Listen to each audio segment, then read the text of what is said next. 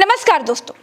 प्रधानमंत्री नरेंद्र मोदी अमेरिका में ये कह रहे हैं कि भारत में लोकतंत्र भरा पड़ा है। यहाँ पत्रकारों को बिल्कुल नहीं डराया जाता।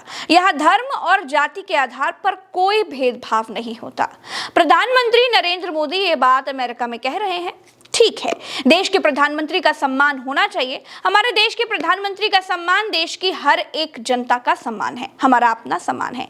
लेकिन देश के लोगों को, भारत के लोगों को सच क्या है वो बात बताना भी एक पत्रकार होने के नाते मेरा फर्ज है। तो फिर आज मैं प्रज्ञा मिश्रा आपको प्रधानमंत्री नरेंद्र मोदी के बारे में बताऊंगी कि कैसे वो खुद और उनके खास लोग इस डिस्क्रिमिनेशन में शामिल रहे हैं, कैसे प्रधानमंत्री और उनके खास लोग पत्रकारों को डराते हैं।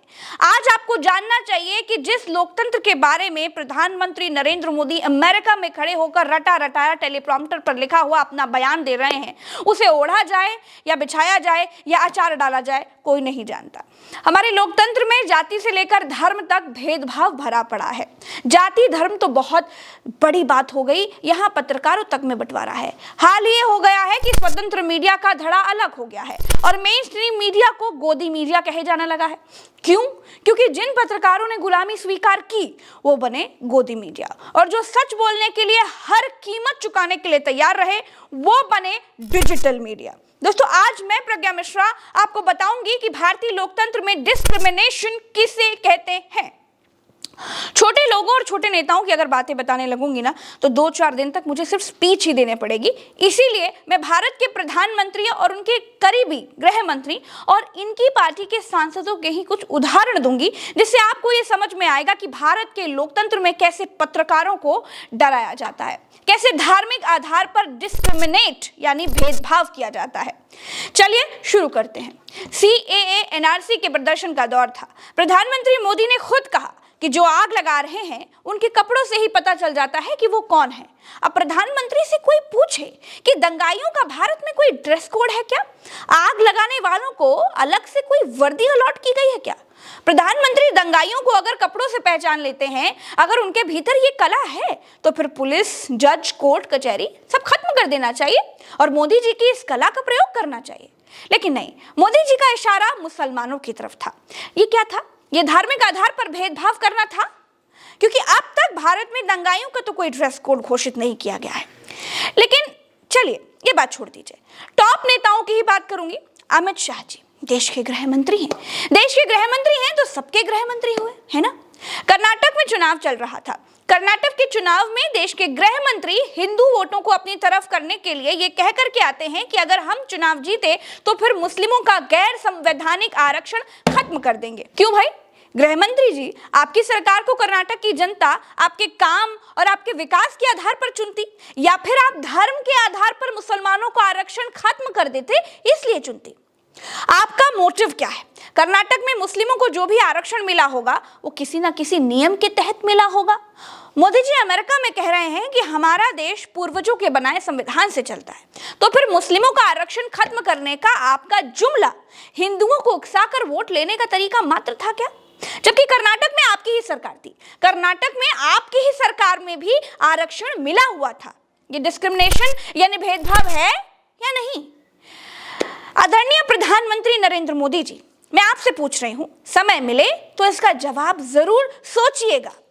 अभी मैं धार्मिक भेदभाव की बात कर रही हूं, और उस धार्मिक भेदभाव की बात कर रही हूं जो जनता नहीं करती, सरकार के लोग करते हैं। ये साथी प्रज्ञा ठाकुर हैं, इन्हें देखिए।